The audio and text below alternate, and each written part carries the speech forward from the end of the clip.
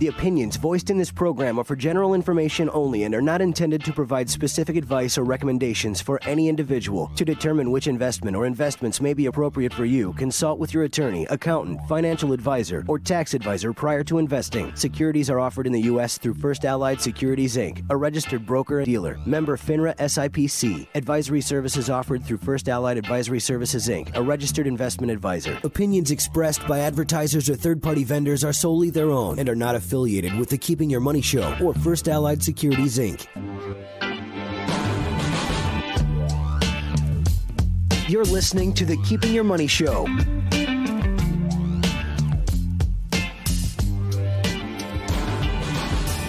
And now, the hosts of the Keeping Your Money Show, Jamie Westenbarger, Bart Steinler, and Shannon Simon. Good morning. Welcome to the Keeping Money Show. I'm Jamie Westenbarger, joined as always by Bart Steinler. Bart, it's a beautiful morning here in August. How you doing? I'm doing great. It's another $1 million morning. Glad to be here. Indeed it is. This is the Keeping Your Money Show, where we cut through all the bulls, the booyahs, the bells, whistles, honks, and horns, the screams about China and Greece, and everything else that makes you want to hide under the covers, and get to information that actually helps you move towards retirement. We've got a great show on deck today. We are going to discuss universal life. Many retirees and people who bought these policies are finding out some cruel realities about the way they work. We're going to discuss that. We're going to also talk about the biggest Social Security mistake many women make and how to avoid it. College debt can be especially dumb if you're incurring it as a parent. And we're going to talk about a guy that has made millions of dollars but still only lives on $60,000 a year. Or we're going to call that segment the official reason you no longer have an excuse for saving for retirement. That's right. That's what we'll call that one from now on. I want to thank everybody that came out and joined us at Perrin Brewery this past Tuesday. Had a great time. We were squeezed in a little bit because so many people showed up, but that just made it more chummy. A lot of fun conversations. We had a good time that night. Yeah, absolutely. If you're not aware, every month, the second Tuesday of the month, we do a monthly mixer. There's no cost, there's no obligation, there's no presentation. It's just a chance for us to get together somewhere in the community, meet people, meet you, our listeners, give you a chance to get to know us a little bit and talk to other people that are like you. The next one is coming up on September the 8th, which is Tuesday, September the 8th. It'll be at the Gravity Tap House and Grill. We've got the room reserved there, 5:30 to 7:30. Like I said before, it is casual, open style. Complimentary hors d'oeuvres and beverages will be served. We do ask for you to RSVP so we know how many people to expect, and you can do that by giving us a call at 888-98-MONEY. And then, of course, Bart, right around the corner is our annual baseball game. And this was a great event last year. It probably will be the same this year. Troy has told me he's not eating the Fifth Third Burger this year. Oh, he's not. He is not. He has bowed out. So if you want to try it, you can sign up next. I don't think a Fifth Third Burger is going to fit inside of me. If you weren't aware, last year, Troy, our affiliate over in the Muskegon area with Fox Financial, he ate an entire Fifth Third Burger in the hour time that was allotted, which he did for charity, and I pledged to match whatever donations we had received and gift that to Kids Food Basket, and they were very happy to receive it after he looked awful, actually. Actually, for those that don't know, he was about 2/3 of the way through, and he looked so terrible, I told him I would make the donation even if he didn't eat the burger, but he still finished it like a champ. He's a man of his word. He is. I think he slept for 2 days after that. So, but the event's coming up September 4th. It's at the Whitecaps ballpark. They're going to be playing the Fort Wayne Tin Caps, and the gates open at 5:30. Dinner is from 6:30 to 8. The first pitch is at 7. There's going to be fireworks afterwards, and we have a whole section, the General RV deck, reserved for us. So once again, it's going to be a good time. You watch the game. You can interact with us and the other people there. And we would encourage you to give us a call and reserve some tickets for that. Yeah, very limited amount of tickets left, so please call to find out how you can qualify to come. So let's talk about this article. You know, this is something that we've been discussing a lot, Bart, ourselves over the last few years because we see a number of these policies come through the door. So for those of you who are not familiar with universal life policies came out in the mid-'80s or so when interest rates were really high.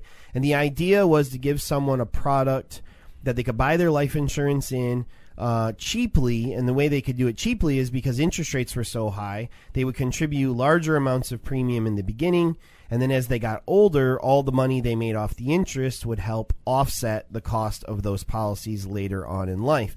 What a lot of people don't understand is those policies, the way the insurance is structured in that policy is, it is an annually renewable term, which means every year the actual insurance gets more expensive. Now, when these illustrations were handed out to people in the 80s, they indicated interest rates that would have doubled, tripled, quadrupled their money. So even though the policy became more expensive, it really was irrelevant because you had earned all of this interest inside the policy. I haven't seen 13 or 14% interest in a really, really long time. So it's no surprise that we're starting to see some real issues with these policies coming around. I've had several clients that bought these policies, and one of the real problems is that they're under the false impression that this policy is going to pay their death benefit whenever they pass away. The reality is that as the expenses on the policy go up, and the cash value starts to diminish, which starts to happen usually in their 70s, the cash value runs out, and so you have a choice of either making a large cash contribution to this policy, which most people are not going to do, or you're giving up the death benefit that they had planned on for the last 20 years. And what's really caused the issue is when you were sold these policies, it's a good likelihood that the best case scenario is what was really highlighted in them. Right. If you continue to make 14, 15% in this, you'll have all this cash value. You may even have been told you could use it for income and retirement or college planning or all of these types of things. But when many of these policies were sold, the 10-year treasury was around 15%. The 10-year treasury today is somewhere in the 1.8 range. Right. So it doesn't take a mathematician to figure out that if you were not earning that kind of interest, the policies would not perform the same. So what's happened is many people bought those, kind of just forgot about them, pay their premiums every month, probably don't even look at the statements they get every year, and are not realizing that the performance that they think they're getting from that policy has not been performing that way for many, many years. And usually the wake-up call then, Bart, is when they get a notice that says, send us $8,000, or the example they use in this was a gentleman was asked to send in $30,000 in annual premium when he's to keep $500,000 in force. Yeah, when he's 82 years old, living on a pension and Social Security, not really, in his budget right now. And that can be a real shocker when you open up that notice and you haven't realized how badly the policies really were performing. If you were one of the people that bought these policies in the 80s or 90s, it probably would behoove you to call the insurance company and ask them for what is called an in-force ledger. And that in-force ledger is going to give you a more accurate idea on how that policy is going to perform now and for the next 10 or 20 years.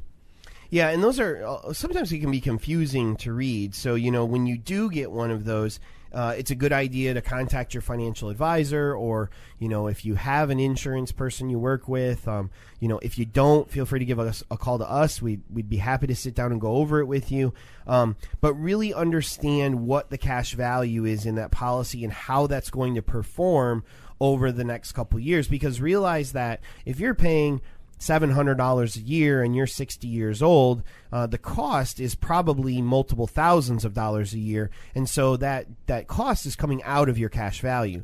So if there's only $10 or $12 or $15,000 of cash value, you're going to be in a pickle in a pretty short amount of time, and best to deal with it now when there still is some cash than later when your options become, much more limited.